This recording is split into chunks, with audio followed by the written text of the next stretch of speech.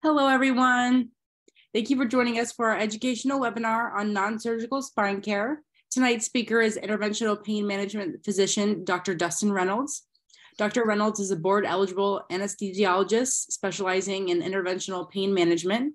He has a special interest in complex regional pain syndrome, spinal cord stimulation, peripheral nerve stimulation, and other novel interventional pain management therapies.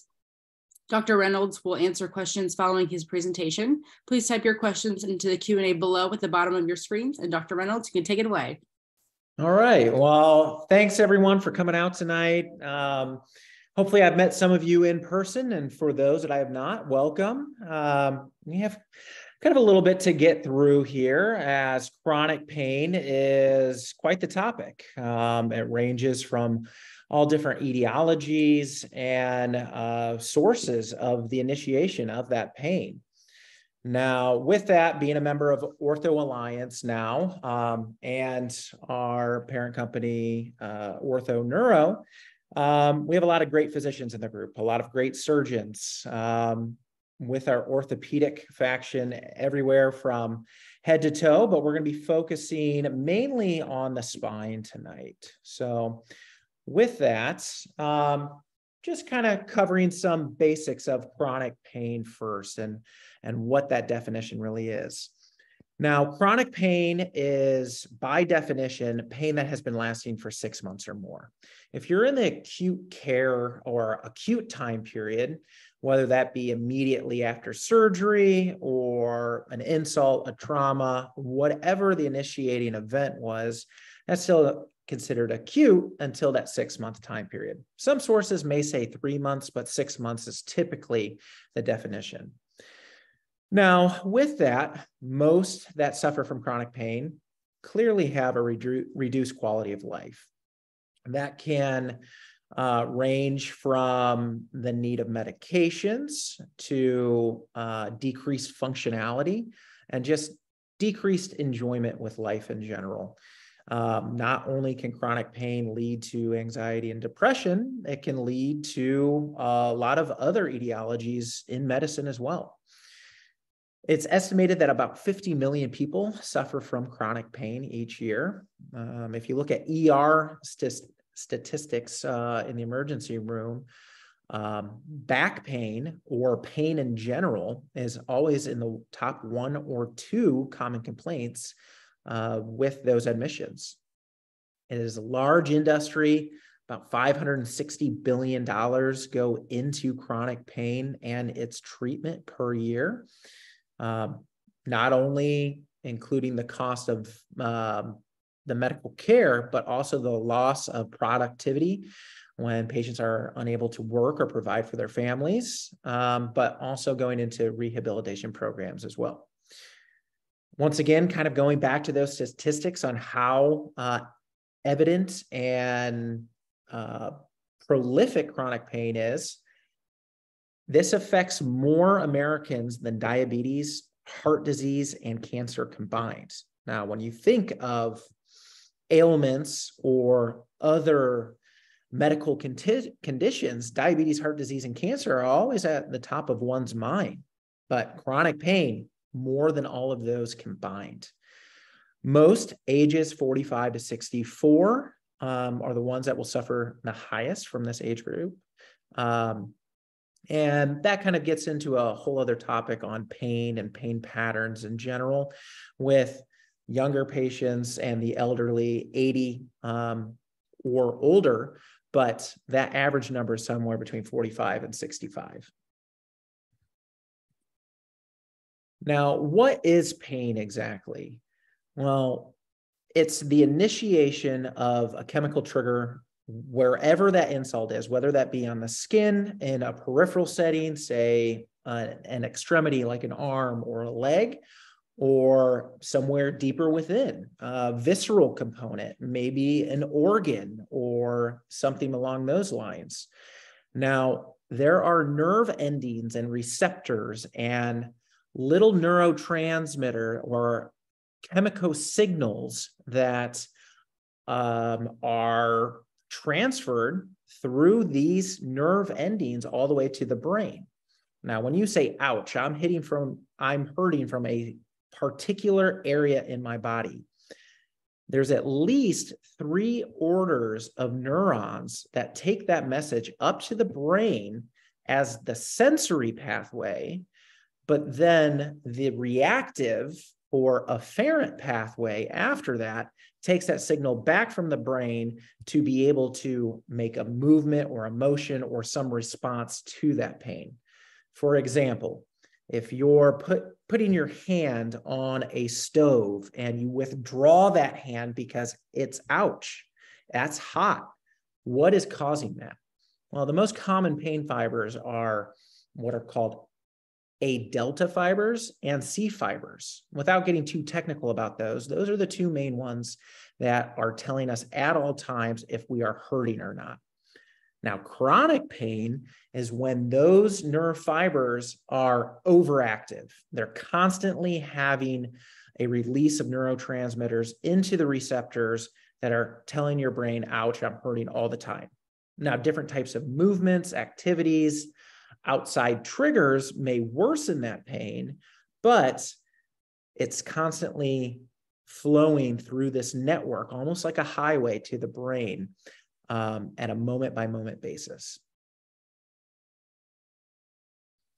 Now, we kind of covered this already in terms of how long the definition of chronic pain is and how the sensation of pain is felt, which is very different person to person, by the way. The type of pain that you experience may be completely different than someone else's pain. And what type of symptoms can that be? Well, we give pain a lot of different names, a lot of characteristics. Is that burning pain? Is that stabbing? Is that dull? Is that pressure? Is there numbness? Is there tingling? Is there tightness? Does it feel like pins and needles? Is it pinching? Once again, a lot of different characteristics, and everyone's pain is particular to them. Now, how do we measure pain? Now, that's something that's debated amongst us physicians and statisticians and researchers. There's a lot of different scales. When you come into our office, you will typically be asked, what is your pain on a scale of 1 to 10? We call that a numerical rating score or scale. Now, that 1 to 10, 1 being the lowest and 10 being the highest. A 10 is something we would consider childbirth, or maybe in a male, a kidney stone, something along those lines. But a lot of patients will say, I'm in a 10 out of 10 pain, but they may be sitting there and they're on their phone, or it doesn't seem like they're really in a 10 out of 10. We're not trying to take away from them by saying, no, we don't believe that you're having severe pain. It's just experienced differently than others. Now, I like to look at a functional-based pain score. How are you actually acting or presenting yourself due to your pain in the exam room? Say you would come into my office, I would meet you for the first time. What are the types of things we're looking for? Are you having trouble with walking? Are you grimacing? Are you potentially crying? Are you holding yourself? Those are all kind of functional pain scores that we look that can really tell how severe your pain is. Once again, everyone's pain is different, and we're not taking away from that. But signs, symptoms, those are all things that we take in as part of your history. Now, getting to the types of treatment that we do for this, we put it in 3 different categories or tiers. Now, when you start to have pain, you can either put up with it, deal with it, try to give it rest, try to decrease the amount of activities that cause you pain. Those are things we typically think of right off the bat. But then, what if that pain's not going away? How do we begin this algorithm or treatment approach for that? The first tier here category is the most minimally invasive or conservative approach that we can do. That could be meetings with a pain psychologist in a cognitive or behavioral therapy approach, being able to talk to someone about your pain, what you're experiencing, your emotional or feelings of that pain. A lot of good studies have been done in that area that do help, because not only is pain reacting on some other neuro and chemical pathways, but it's also interfering with some of the psychological pathways as well. There's a lot of crossover or crosstalk between the two. Other things that are generally tried in the beginning are NSAIDs. You probably hear this word, but what does that mean? Non-steroidal anti-inflammatory drugs. Now, that can be Advil, all things that act on the COX-1 and COX-2 inhibitors. For all intents and purposes, those are not probably important to you, but like drugs, as mentioned, Advil, Aleve, naproxen, some prescribable ones like diclofenac, Celebrex. You have some creams too. Maybe some of you have used Voltaren gel. Those are all NSAIDs. Ibuprofen, Motrin, they fall in this category. The next category is stimulation. This is more transcutaneous neurostimulation, or a TENS unit. It's little patches you can buy. They typically carry them at Meijer, Walmart, pharmacies. You can buy them online as well. But it sends an electrical signal through the patch on an external source and can help. We'll kind of get into more of that mechanism of action later, on a different type of therapy, but it kind of helps trick the brain into thinking that your pain is not coming from there. Biofeedback is another psychological approach in the way that you can experience this feeling and kind of almost being at one with your pain. It's more almost like a meditative approach to your pain, and being cognitively aware how you're feeling in that moment that the pain is occurring. Is your pulse or your heart rate increasing? Are you sweating? Are you breathing more deeply? Are you breathing less? Those are all things that biofeedback therapy kind of recognize and are the hallmark of. We talked about over-the-counter pain medications. Most of those are NSAIDs. Other things that you could buy could be like a lidocaine patch. You can buy the 4% ones that I highly recommend to most of my patients at the pharmacy. You can just put that on the area of pain. You can replace those patches every 12 to 24 hours. Other things are Tylenol. Now, a lot of people think that Advil, Aleve, Motrin, ibuprofen, all of those NSAIDs we talked about are the same as Tylenol. That is not true. Tylenol works on a completely different receptor. It works on a COX-3 receptor. More COX-3 receptors are found in the brain. Now, why do we use Tylenol? Yes, it's good for pain, but why do people take that for, say, a fever? Well, because that COX-3 receptor is found in the brain, it works better on the areas that control fevers or temperature regulation within the body.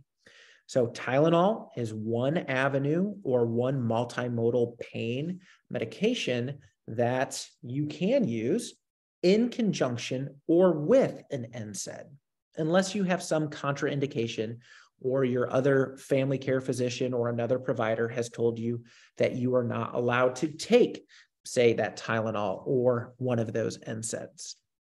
A lot of the reasons why patients cannot take an NSAID is due to maybe they're on a blood thinner, like aspirin, Plavix, Coumadin, heparin, Eliquis, just to name a few.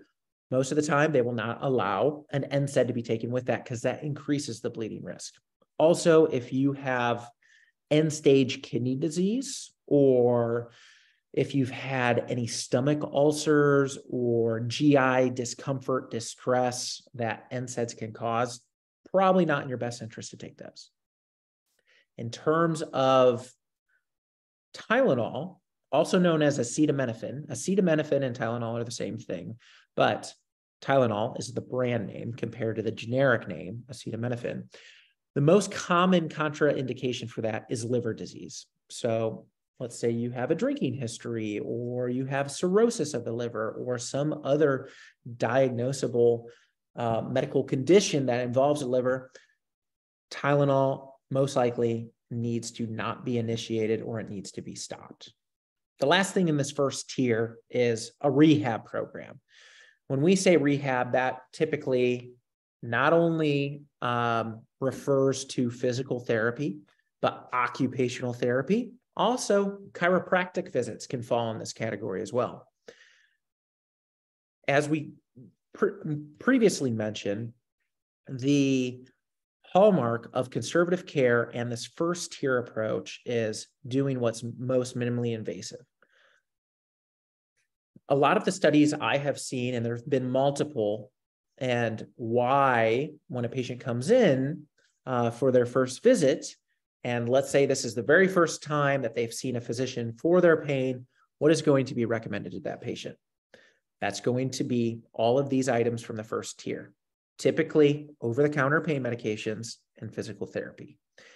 These studies have shown that anywhere from 60 to 70% of the time, some studies show even more, that just these minimally invasive conservative techniques can heal that pain. Even if it does not heal the pain, I always recommend to my patients to continue doing whatever physical therapy has taught you through those sessions, goal-directed home exercises. For the spine specifically, I always recommend to patients core strengthening and back stability muscle strengthening. That gives a well-rounded approach to kind of protect the spine on ligaments and muscle and other structures that can become weaker as we age, hastening the degenerative process that causes spine pain. Now, moving to the second tier, these are things that kind of fall within my wheelhouse here. These are the things that I will prescribe in terms of medications, or that we do on an interventional side in terms of injections. Now, I listed opioids here. There are pain management physicians that prescribe opioids. As you have probably read, there is a great push, not only in our country, but across the world, to get away from opioids. I believe that there are a select few number of patients that should be on opioid therapy when all else has failed. Other times where I believe that opioids are acceptable is in the immediate post-operative time period or directly after a surgery, up to about 1 week.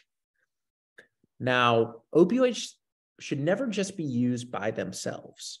They should always follow what we call a multimodal pain regimen. We talked about receptors earlier with the NSAIDs and the Tylenol. Your body is full of receptors, especially for pain. Now, when your body wants to send those chemical signals to the brain saying, ouch, I'm hurting, how do you block that? Well, those same receptors can be blocked by a multitude of other medications. Opioids fulfill one category, yes, but other ones that I like to employ and that other physicians will employ in my specialty are muscle relaxers, such as cyclobenzaprine, also known as Flexeril, methocarbamol, also known as Robaxin, other ones as well, Xanaflex, tizanidine. These are all medications that you've probably heard of. Another one I put in there is neuropathic medications. These are nerve pain medications specifically.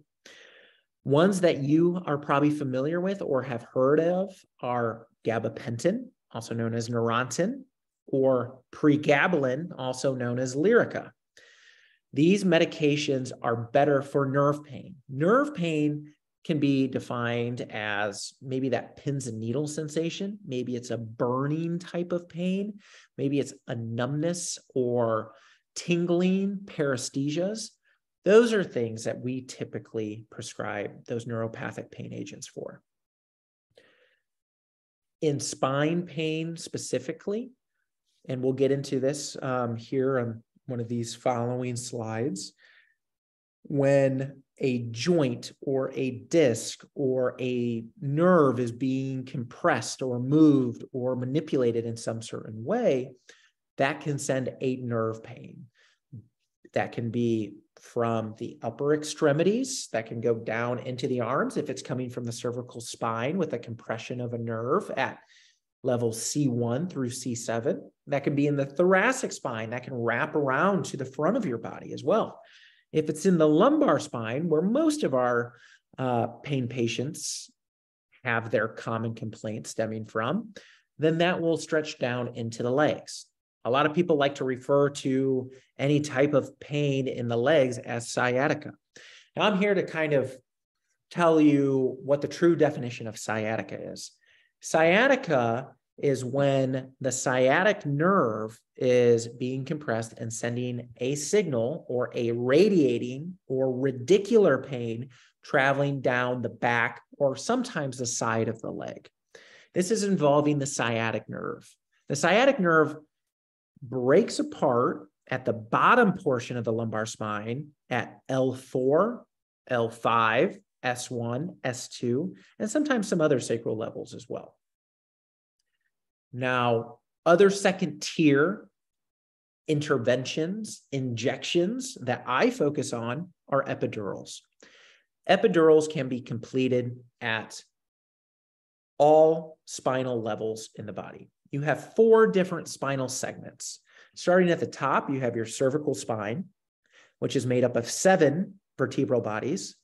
Then the thoracic spine, that is made up of 12 thoracic vertebral bodies that have the ribs attaching to them. So 12 ribs wrapping around.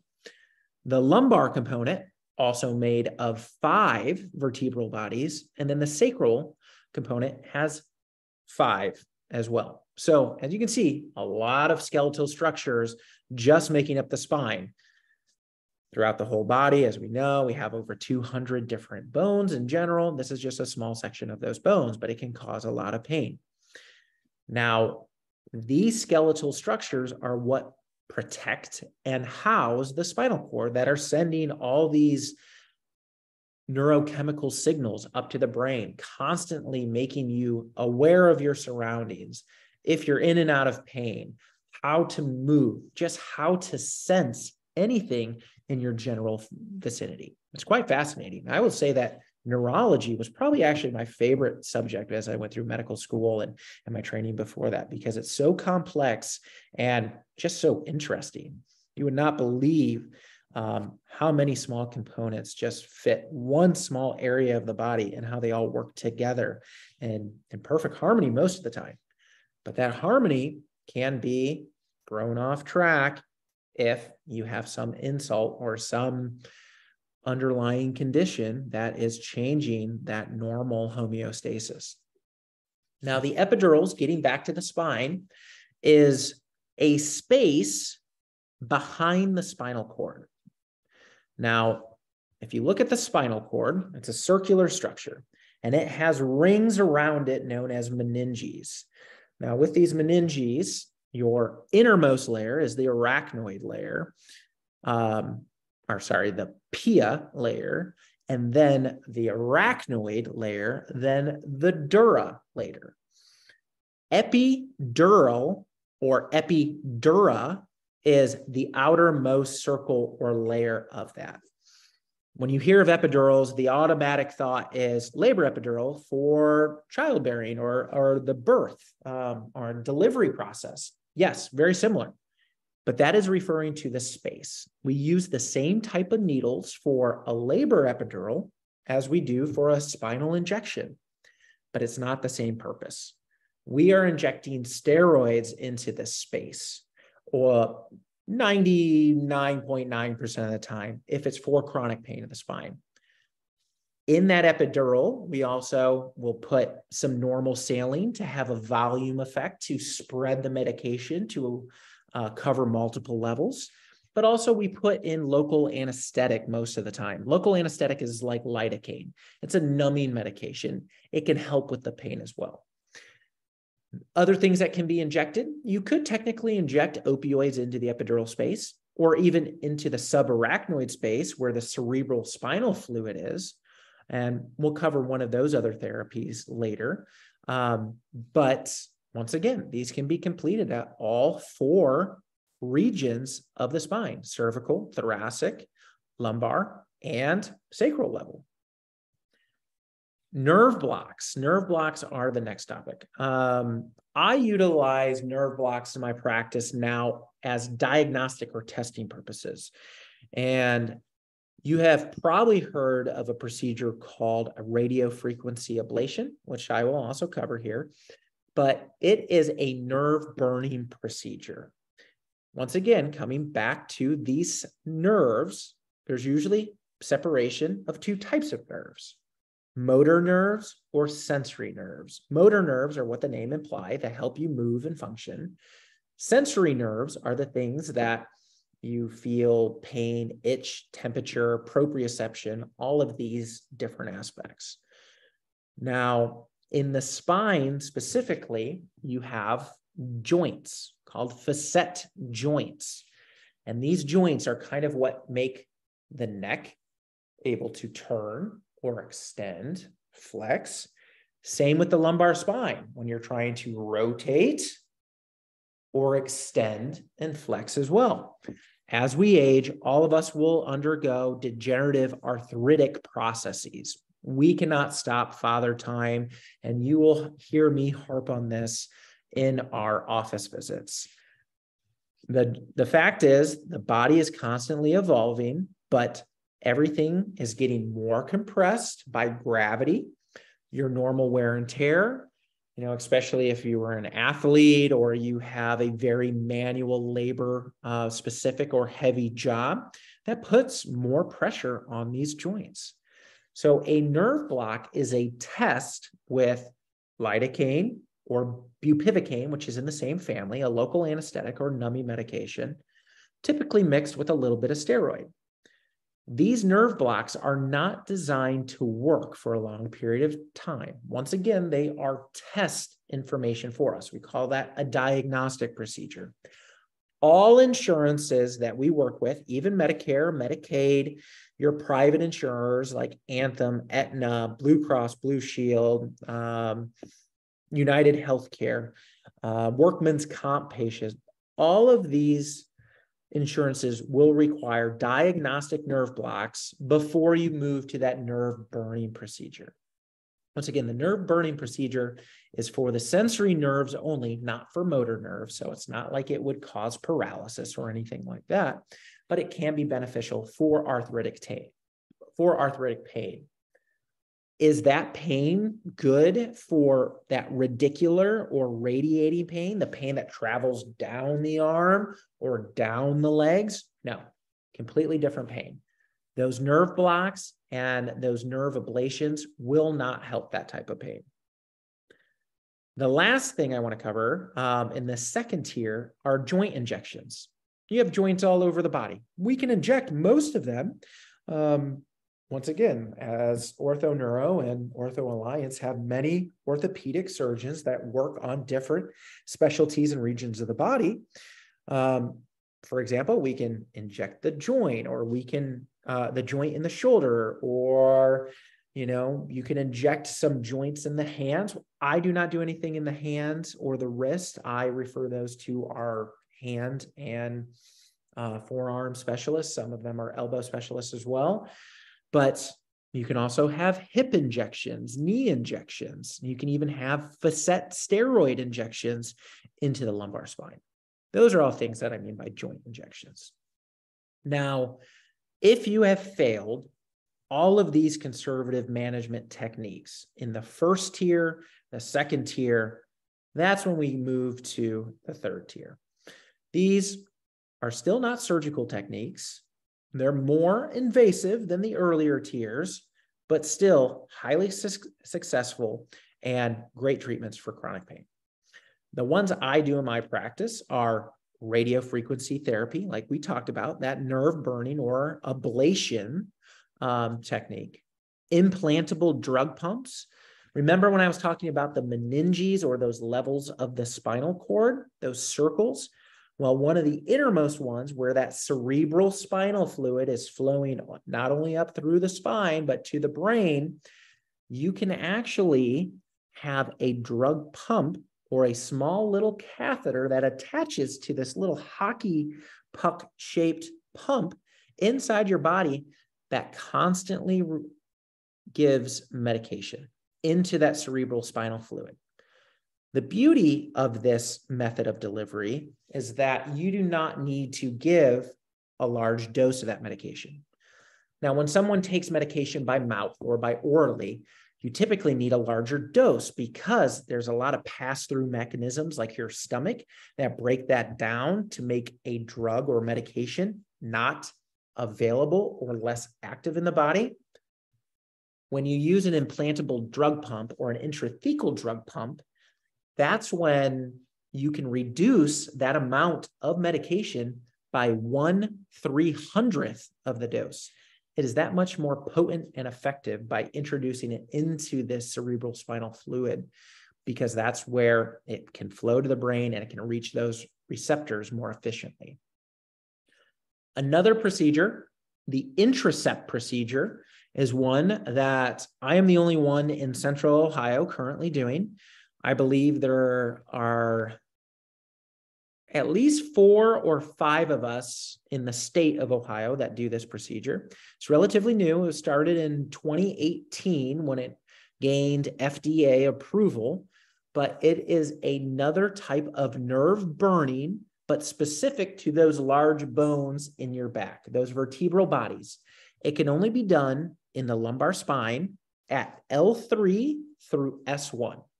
Now that may be changing, but that's currently the only indication. And it has to be a specific type of pain. Not everyone is a candidate for the Intracept procedure. When we say the Intracept procedure, the things that we look for as a physician are what are called degenerative changes of the end plates or the top or bottom of those vertebral bodies close to the disc or the little squishy apparatus that kind of acts as a shock absorber between those large bones. But we look for very specific changes called modic changes within the vertebral body there. And we'd have to get an MRI in order to look at that. Other common characteristics that make one a candidate for the Intracept procedure outside of those MRI or imaging findings would be pain with forward flexion, pain with leaning forward, pain with trying to tie your shoes, or pain while going from a sitting to standing motion. We call that anterior column pain. Posterior column pain refers more to the joints and possibly stenosis within the spinal canal or neuroforaminal narrowing, things that cause pain that radiates down the legs, or pain with twisting or pain with extension. Now, if that's your type of pain, probably not a candidate for the Intracept procedure. The last category of things I want to cover in the third tier are neurostimulation techniques. This refers to spinal cord stimulation, dorsal root ganglion stimulation, and peripheral nerve stimulation. With that, I'll show you on these slides before I get into too much detail. It's kind of the last approach that I do for my practice as a non-surgeon for patients that have failed every other type of treatment. Now, as you come to our practice and we make it to that second tier and we start to talk about these injections, the epidurals, the joint injections, the nerve blocks, this is what the environment would look like. I do not do these injections in the office. So if you come to a clinic visit, we will not be doing those injections there. We do everything out of a same-day outpatient surgical center. I go to 3 different locations. I go to the Polaris Surgery Center, the New Albany Surgery Center, and the Pickerington Surgery Center. We use a procedure suite like this one pictured here, and you see the patient laying down, typically in or on a table that kind of looks similar to a massage table, typically has a place for your head, or we'll use a pillow. We'll make sure that you're comfortable. But why we need to do it in this room and why you see this physician wearing this lead apron is because we use an X-ray machine. We call that fluoroscopy. It's a live X-ray. Now, with that, that guides us not only into the joints, but it guides us into that epidural space. We can't see nerves. We can't see disc. We can't see a lot of things with X-ray, but through our training and studying, we know where most of these things are. So we need to have pinpoint accuracy. The X-ray allows us to do that. Now, what this individual is doing here is an epidural. So as I tell all patients, you'll be laying on your stomach. We'll clean off your back. We'll put some sort of protective sterile drape over top of you. And then we'll inject some numbing medication on the skin surface. Now, that numbing medication is anesthesia. That's usually the worst part of the entire process. Local anesthesia, lidocaine, bupivacaine, prilocaine, whatever it may be, is highly acidic. So it burns. That's why it works, honestly, without getting too technical and into the mechanism of action of that. That acidity helps, and it depresses the nerve firing at that level to make that area numb. Now, a lot of patients are simply afraid of needles. I totally understand that. As you can see here, if you're laying on your stomach, you never have to see the actual needle unless you want to. We have some patients that want to see it because they're proud of getting their injection. But with that, it's a very quick, easy process. Most of my epidurals take less than 5 minutes once you're on the table. Sometimes some are a little more challenging, but most 5 minutes or less. Very quick process. Most patients will be like, wow, that's it? Or some other ones will, be expecting something a lot worse than what it truly is. Now, these epidurals, most insurances have a limit of 4 per year. Some insurances, like United Healthcare, you can only get an epidural once every 3 months. And these are kind of a moving target at all times. But if you just ask us in the office, we're typically well-versed with what the current insurance policies are. But we also don't want to overload the body with too much steroid. Steroid has a lot of negative effects to it if you use too much, or if you have other comorbidities or complications. Typical risk of a steroid injection are pain, bleeding. That's another topic about anticoagulation if you're on a blood thinner. That's why we always ask about those. Other thing are possible infection, possible nerve damage, possible headache from the steroid effect. The steroid can cause massive headaches. It can cause insomnia. It can cause this heightened sense of energy for days. A lot of people will have that. When I say a lot of people, I will say that's probably 5% of individuals or less. But once again, these are risks, and we'll always explain those to you. They're very, very rare. All of those things I just mentioned, probably about 0.01% or so from current studies. So that's what an epidural looks like. And as we talked about, that can be done in the neck, in the thoracic spine, lumbar spine, or sacral spine, if you are a good candidate for that. Now, this is kind of showing some of the things. Sorry for the picture on the right here. It's a little blurry. I didn't realize it would be like that. But you can see, if you can kind of follow my cursor here, this is your back, starting from the most posterior aspect. So you have your skin, you have fat, you have multiple ligaments, supraspinous, intraspinous ligament, and then your ligamentum flavum. Your ligamentum flavum is the last ligament before we get into the epidural space. Now, as we're piercing through that ligamentum flavum, we can usually feel almost like a give, or it's not a pop sensation, but if you do a lot of these, you can feel that. And that's what makes us, technically more advanced than other providers that don't understand that feel. I've done thousands of these injections now, so I know when I'm in that space or not, just by the way it technically feels with the syringe that I use. It almost has like a bounce back to it until that give is present. Now, like I said, there are circles, which this picture is a cross section. If we go too deep, you could technically hit the spinal cord, but once again, very, very rare. That's never happened with me. That would be very rare to happen with any physician. And the spinal cord technically ends in an adult around L2, sometimes L1. So when we're doing injections below that, we're still in the spinal canal, but the spinal cord is not at the risk of being injured. Now, once again, this is blurry here, and I'm going to kind of move this if I can. There we go. This is an epidural needle. That's just showing us going through the skin, fat, ligaments into this epidural space and how we would inject. These are those large vertebral bodies here, L3, L4, L5. This is what the disc looks like in between, okay? The nerves, as you can see with the spinal cord in yellow here, stretch out through openings called neural foramen. Now, it's not well pictured here, but that's kind of how it looks. Now, this is getting to the radiofrequency ablation. Once again, we have the lumbar spine. We're looking at it from a posterior to anterior approach. Now, when you reach back and you can kind of feel your spine, you feel those little bony aspects, those are called the spinous processes. The spinous processes are here, here, and here, and are just bony structure. Now, as you get more lateral or to the outside, that's where the joints are. These are called facet joints.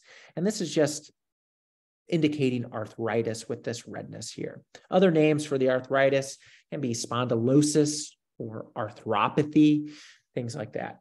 As you can see, these are the small sensory nerves that feed these joints. These sensory nerves, as mentioned before, say, ouch, I'm hurting from this area. They carry that pain signal up to the brain. Now, the nerve blocks are just a needle coming in and injecting medication to chemically stop that signal going to the brain. But the ablation needle here, same location, we typically put here, and you can kind of see, we call it the Scotty dog. If you follow my cursor here, this kind of looks like a foot. And then as you turn, this kind of looks like a nose, and it kind of comes up to an ear. Well, the eye of the Scotty dog is where that sensory nerve is known to pass. And that's typically where we put our ablation needle, which you can see has a different tip on the end. That tip heats up to 80 degrees Celsius. Now, at 80 degrees Celsius, it thermocoagulates that nerve. That just means burning in all intents and purposes. But when patients ask, oh, burning, does that mean that I'm going to smell or see smoke in the room? Something like that? No. It's underneath the skin, and it doesn't feel like that. We numb the area significantly with lidocaine, and it makes it much more tolerable. I'm never going to promise you no relief or no pain during a procedure, but we will make it tolerable, even if I need to give more pain medication in terms of a local anesthetic. Now, once that ablation is completed, it typically takes 2 to 4 weeks, sometimes even longer, for that little sensory nerve to die out. It's not an immediate process. Those sensory nerves are finicky little guys, and they want to hang in there. But once they burn and that signal going to the brain is eradicated, we hope for at least 6 to 12 months of pain relief. Once again, I'm not promising 100% pain relief, but we're hoping for significant benefit. In the medical community, significant benefit means 50% relief or more. If we get 50%, 60%, 70% higher, that's great. You know, we're making that pain more manageable and tolerable. But those little nerves will regrow, so we can go back in and do another ablation if needed in the future. Now, this is the Intracept procedure. Once again, similar to a radiofrequency ablation. Following my cursor here, these are the large vertebral bodies. This is, it looks like L4, L5, and then S1 here. So being at L5, this vertebral body that is in between your disc space has a nerve bundle on the inside. Different than the joints that are more outside here, but on the inside of the bone, now let me go back. It controls that anterior column pain. So these are the end plates that we talked about. Here's the inferior end plate, and in the superior, as you can see, those sensory nerve fibers stretch up there. So some of that pain can come from the disc, or it can kind of come from the center portion of that vertebral body. Now, this is a little bit more invasive than the radiofrequency ablation we talked about on the last slide, as it takes a little bit longer. The radiofrequency ablation on the last slide typically takes 90 seconds for that burn. This burn, because it's a larger lesion and it needs to cover a larger space because there are more nerve fibers, that's 7 minutes per level, typically. Sometimes even 15, but typically 7 minutes per level. But this is the needle that comes in.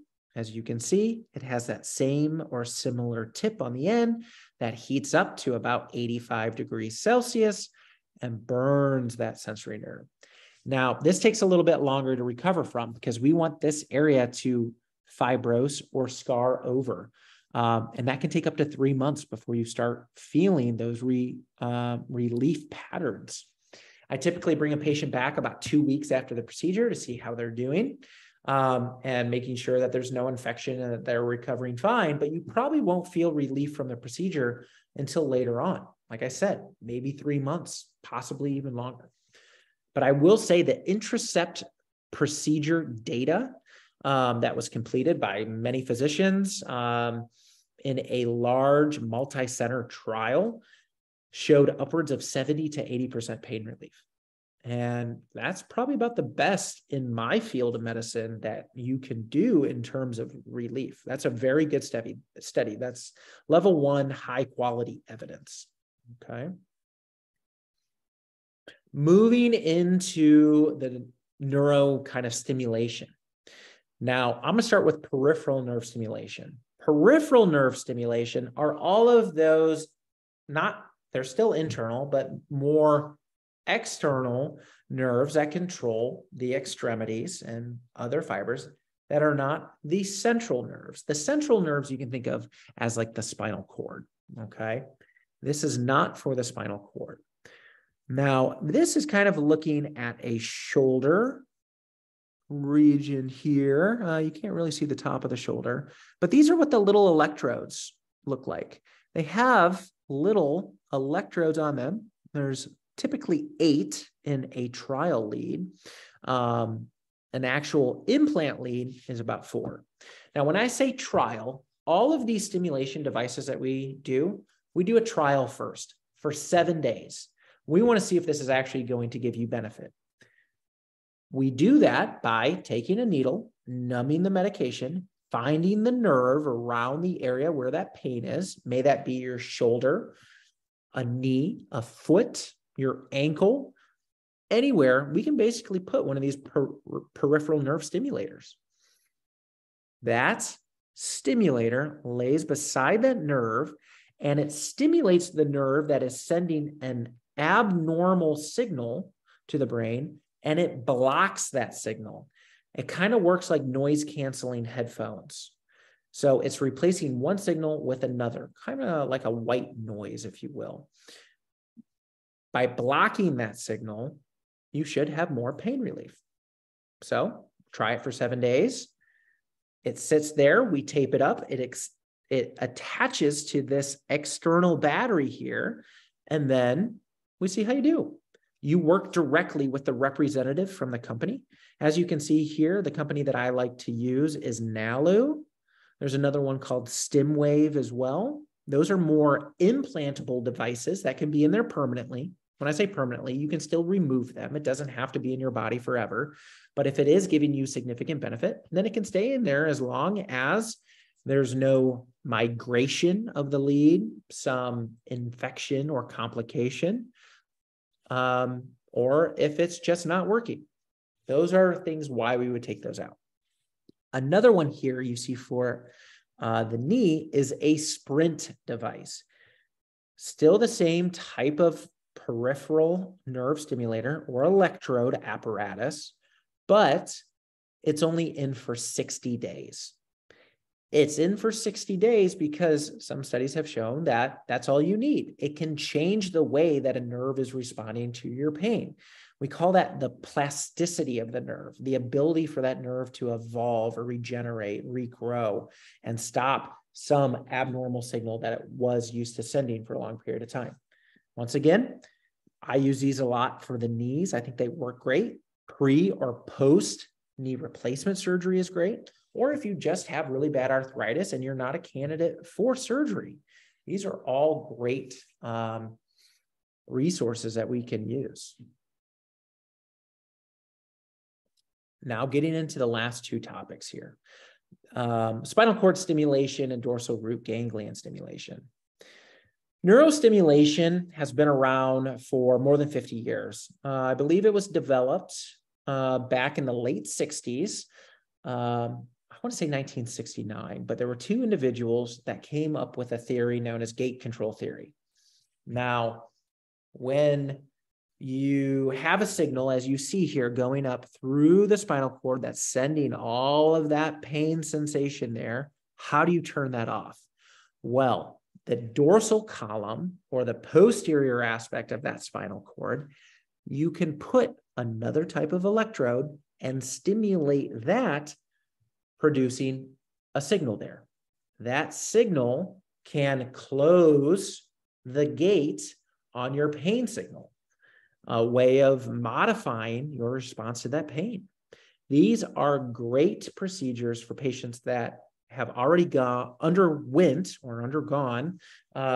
spine surgery, or what we refer to as diagnoses of post-laminectomy pain or post-laminectomy syndrome. Now, I think that typically stands at about 15% of patients will still have pain after spine surgery, which may seem high, but if 85% are doing quite well after surgery, that's still a significant number.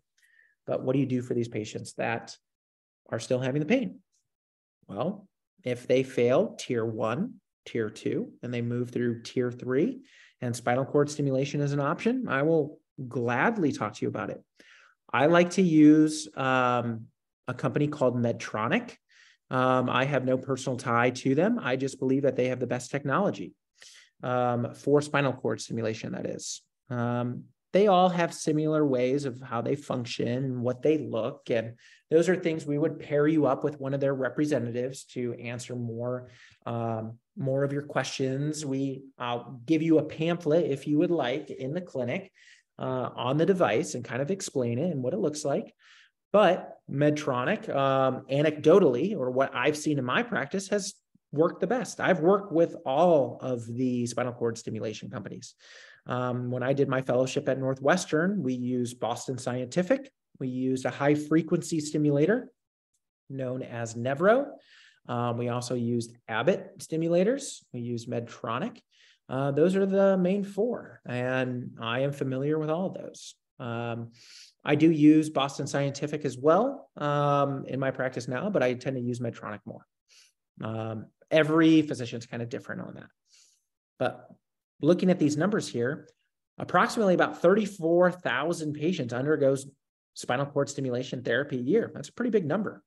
So as we talked about, it sends an electrical pulse to interrupt that pain signal, closing that gate on your pain in the way that it's firing up through that neural highway. And it can help return you to hopefully a manageable level of pain or a more normal lifestyle. That's my whole goal of what I'm doing and why I enjoy my practice is I want to see you get back to the activities that you enjoy. How do we do this?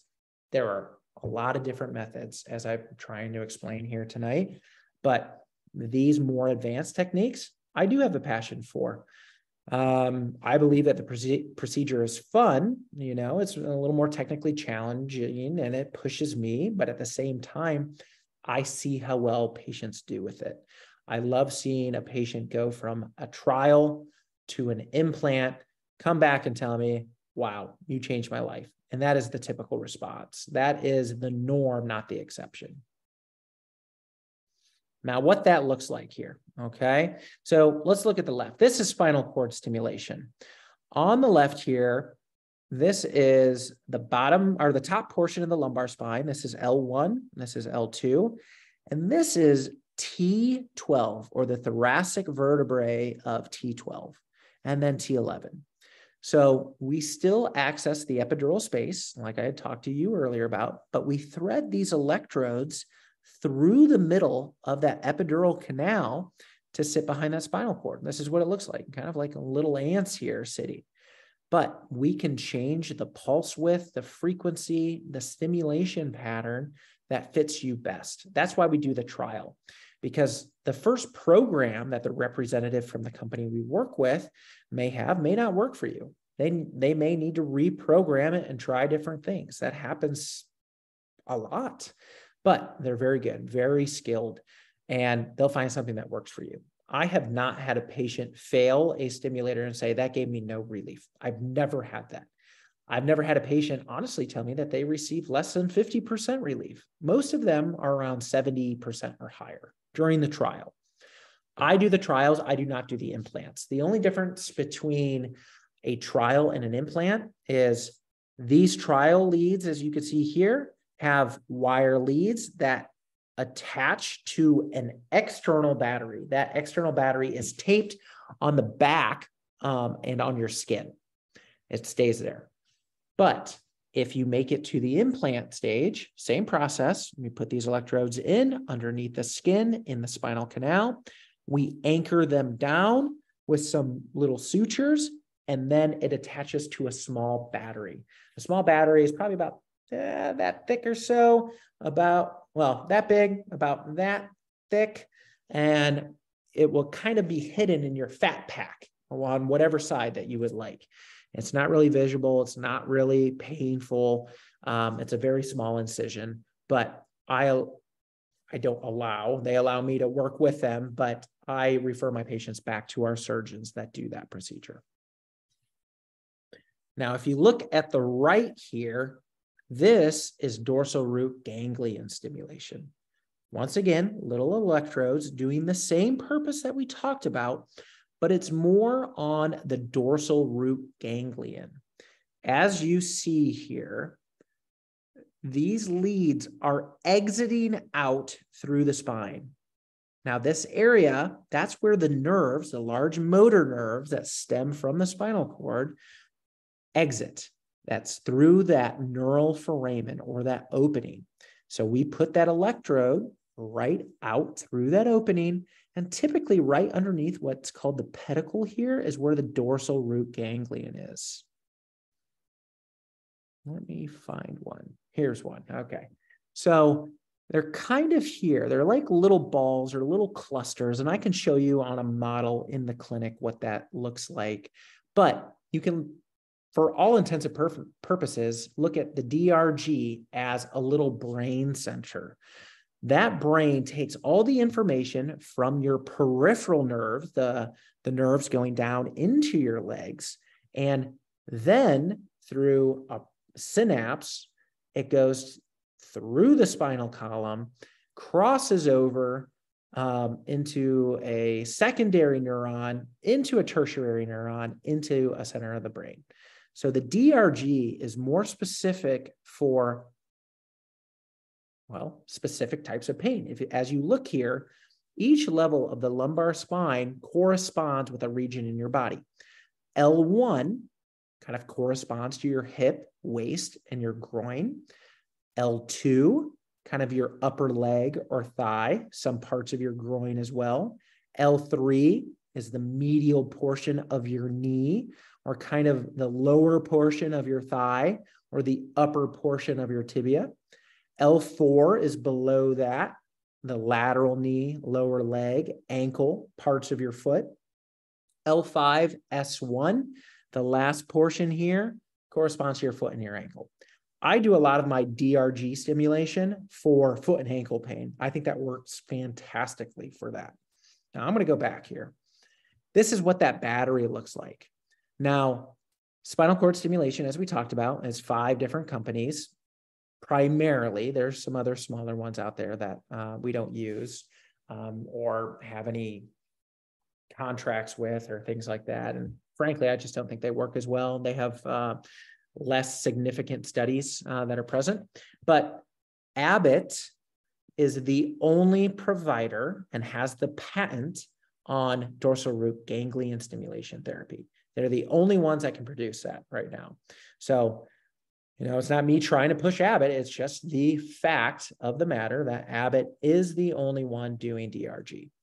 This is where that little battery hooks up. Man, let me make that clear. Spinal cord stimulation and dorsal root ganglion stimulation both have 7-day trials, both attached to external batteries during that 7-day trial, but the implant looks exactly the same for both interventions. Here's a little battery. Those electrodes attach into here, and it stays underneath the skin. Okay. That battery typically needs to be recharged. The Abbott one here, they say that it can last about 6.5 years before it would need to be replaced. The battery replacement surgery takes about 10 minutes because all they have to do is open up the same scar, take out the battery, disconnect it, reconnect a new battery, put it back in, and resuture over the same spot. Very simple procedure. Now, when we talked about DRG and spinal cord stimulation, that can be used for that post-laminectomy pain or that back pain after surgery that continues. The other thing that DRG is very, very good for, and one of their main studies proving its efficacy, is for complex regional pain syndrome, also known as CRPS. There's 2 types of CRPS. CRPS is when there is an insult or a trauma or some blunt impact to a nerve that can radiate into different areas of the body. You can have CRPS. I've never really seen it in the face, but I've seen it in the upper extremities, in the torso, in the lower extremities. But it has to fulfill a certain criteria in order to gain that diagnosis. There are a lot of nerve pain symptoms with it. Patients typically say there's numbness, tingling, burning, but other things that have to be in this criteria, known as Budapest criteria, are allodynia or hyperalgesia. Those are terms. Allodynia is pain from non-painful stimuli. So think about when you rub your hand. That shouldn't be painful if you're just rubbing your hand, or even feeling your shirt on your skin. That should not be painful. Allodynia is when stimuli like that actually causes pain. Hyperalgesia is painful stimuli, like if you poke yourself and you say, ow, that hurts. But hyperalgesia is when that pain is out of proportion to what a normal pain sensation would be. Like, oh my gosh, you just barely poked me and I'm in a 10 out of 10 pain now, and that is not going away. That's one category. Allodynia, hyperalgesia. Other categories include edema or swelling, lack of range of motion, decreased motor strength, temperature asymmetry. Maybe one of your limbs is hot and the other one's cold. Color asymmetry. Maybe there's a discoloration, a redness, a purplish. These are all different things that fulfill the CRPS diagnosis, and that can make you a great candidate for spinal cord stimulation therapy or DRG therapy. Causalgia, also known as CRPS type 2, is another area where it's a direct injury to a nerve, or when the nerve is being cut. That can happen from surgery, that can happen from an accident. It still has the same type of pain, it's just a different category of it. Okay. Now, we kind of went through all this. If you look at every region in the body, there are different nerve segments coming from those spinal cord segments. So all the way from C2 at the top in the cervical spine, all the way down to S1, or even S5. Well, I don't typically deal with S2 through 5. That typically is around the sphincter or rectum and that, but you can still have that type of pain there if those nerve fibers are being affected. The body is a giant map for nerves and where that corresponds to. That's why we're always asking you, where specifically is your pain? Is it in the front of the leg, the back of the leg, the side of the leg? Is it in different areas? We want to know where we can target this pain best, where you're being affected most. Now, Here's a good picture, okay? Now, with CRPS specifically, this is just showing why it works better with DRG compared to SCS. If you're using conventional tonic, meaning a constant kind of low amplitude, low pulse spinal cord stimulation, you're going to cover this whole segment. It may be the entire leg. This is showing the right leg here. Maybe you have your leads placed in that dorsal aspect of the spinal column on the right side. But with the DRG, remember, we're hitting that brain center or that small little dorsal root ganglion, specifically where your pain is. You tell me you have foot and ankle pain, I'm probably going to tell you that's either L4, L5, or S1. And we can put those electrodes specifically there to target that area of pain, not the rest of the leg, just where your pain is occurring. That's why it's kind of a more focal or localized approach to this. Okay. And this last picture is just showing you this purplish hue is that healing property or that relief property that the DRG can bring you. Now, I did research and gave actually my, not dissertation, we call it, what is the name of that? It's basically a presentation at the end of your training for your entire department. And I did this at Northwestern and talked about these different therapies for phantom limb pain or amputation pain. Dorsal root ganglion stimulation is highly, highly successful for that type of pain. And that's all that this picture is showing here. Once again, it has many studies, studied over 7 years. You do the trial before you do the surgery, and it is very, very effective. These are just numbers. These are put out by Abbott in some of their studies here. At 12 months, the average amount of pain reduction for patients is over 80%. So 86% of these patients continue to feel this even after 12 months or at that 12-month mark. That is a significant number. That's not saying maybe that's going to work 20, 30, 40 years. Our studies aren't great enough to show that, but maybe it will. Time will tell with that. Technology is always changing. It's always advancing, getting better. That's why I like our field. I feel like it's changing a lot, and there's always some new technique, some new therapy, something to learn that keeps us hungry to help our patients. Once again, our whole goal in our practice with myself and Dr. Papp, my other pain physician in our group, is to restore your physical function, your social function, your general health. We want you to get your quality of life back. That is important to me. I love spending time with patients and talking about their families and trips and things that they do. If you want to come in and just talk with me, would love that too. The thing that gives me the most joy is if I don't see you again, because that means that your pain is getting better and you're getting back to the things that matter most to you. If I see you out on the street, that would be even better, where you can say, hey, I'm doing great and life is moving on. Once again, we kind of talked about this, 6.5 years for the average battery replacement. We have more pamphlets and educational information if any of you want that as well. This is kind of the, it looks like a little iPhone, and it is in some cases, that they give you in order to control the stimulation, because you can kind of turn it up or turn it off, or, it can be ready for an MRI if you need to get that by turning it off. These are all things that this device is capable of.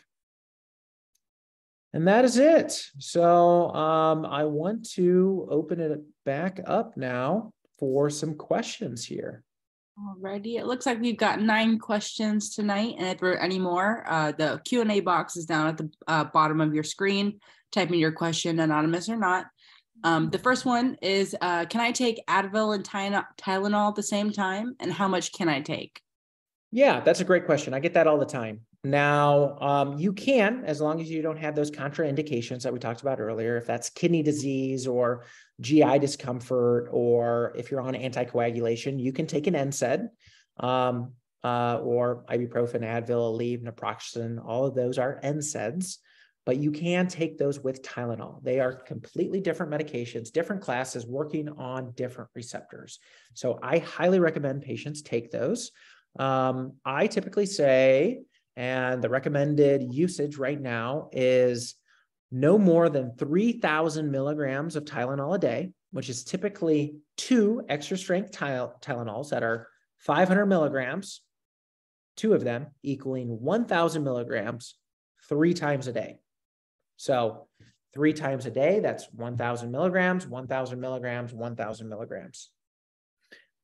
Now, if we're talking about ibuprofen or let's say Motrin, you can take 800 milligrams max at one time. You can also take that 3 times a day. The max amount per day is 2,400 milligrams typically, but that can be taken with the Tylenol. How do I know if my pain is nerve pain or something else? As we talked about with the nerve pain, it typically has characteristics of burning, pins and needles, numbness, tingling. Those are the things that are kind of different than like a dull, ache, sharp, pressure. Those aren't typically nerve pain. What is acute pain versus chronic pain? Acute pain versus chronic pain is just the difference in longevity. So acute pain is typically less than that 6-month mark. Chronic pain is longer than 6 months. Most that I have seen typically say 3 months. I don't really say, acute pain is, that 3 to 6 month window. I kind of think of acute pain as more to the 1 to 2 months to less than 3 months, and chronic pain being anything greater than 3 months. Okay. What causes sciatica, and can it be cured? So sciatica can be caused from several different things. As we talked about earlier, there is evolution of your body, further degeneration, everything getting more compressed.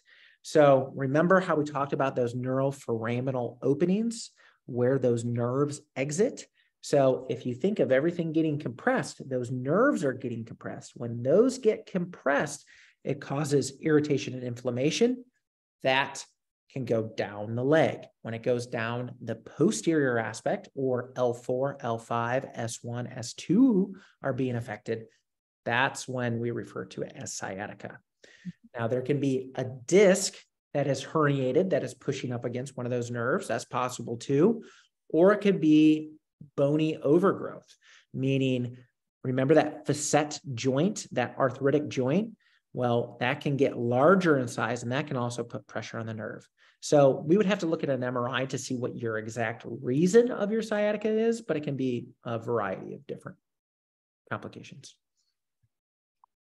What conditions can you treat with a drug pump? Drug pump can treat all pain. It can be widespread pain. It doesn't matter what it is. Like I said, it is very, very potent, and it can work on all the receptors that control pain, depending on the type of medication that's within the pump. Some use opioids, some use local anesthetics, some use, there's actually one that is a snail venom derivative. That's called ziconotide. It's actually very, very potent and very effective, but that's typically reserved for end-of-life cancer type pain, or pain that cannot be solved with any other medication or intervention. So what types of pain can be solved with it? Anything, really. How quickly does a steroid injection take to work? Typically takes about 3 to 10 days. That's what I always tell my patients. Sometimes patients will feel that local anesthetic effect and be like, wow, that injection worked right from the start, as soon as I left the surgery center. Well, that local anesthetic is only going to work probably about 6 to 8 hours max, sometimes maybe a little bit longer, but then the steroid starts to build up and take effect. Some days, sometimes 3 days, sometimes 10. I've even had patients say it can take 14, possibly even 21 days. How safe is an epidural injection? An epidural is very, very safe. As we had mentioned, the risk earlier, pain, bleeding, infection, possible nerve damage, less than 0.01%. You'll hear of a very rare risk of something called a post-dural puncture headache. And that is also less than 1%, but it's something that usually self-resolves, or there's even another procedure that can help heal that. So once again, very safe. Me personally, in my young career, I've already done thousands of these injections and have, man, I can't even really think of any complications off the top of my head, outside of maybe some pain after the procedure, but that's typical. That's normal. It can last for a day or two. You can use Tylenol. You can put a little ice pack on the area, and that typically resolves that procedural pain. Mm-hmm. Do the nerves grow back after an ablation? Yes, they do. So the difference with that intracept ablation compared to lumbar, cervical, thoracic, genicular radiofrequency ablation is those sensory nerves do regrow. Like we said, typically within 6 to 12 months, they'll regrow, but we can grow right back in and reburn those sensory nerves safely. And it's something that you can repeat over and over again. Alrighty. And our last question is, what do you do to control pain for 3 months while waiting for the intracept procedure to work? Yeah, so we work on those things through tier 1 and tier 2. Sometimes maybe an epidural steroid injection could be mixed in with that, but most of the time it's physical therapy. It's you knowing your body, knowing what types of movements or activities cause the pain, and reducing or limiting those types of interactions. But it's also medication management, NSAIDs, Tylenol, muscle relaxers, nerve pain medications, lidocaine patches. All different things can be used for it to control that pain. Mm-hmm. But as we said, yes, it may take 3 months for you to realize that full relief, but it's kind of a slow build. Hopefully, day by day, that pain is getting better. Mm-hmm. Alrighty, that was our last question. And thank you so much, Dr. Reynolds, for presenting today and giving us all the information on non-surgical spine care. This was our last webinar of 2022. Look on our social media pages for additional information for our 2023 webinars. I hope everyone enjoys their evening and their holiday season. And again, thank you so much, Dr. Reynolds, for your presentation. Thanks so much for joining tonight. Hope to see you guys in the office, and we're always available for any other questions that you have. Thank you. Bye-bye.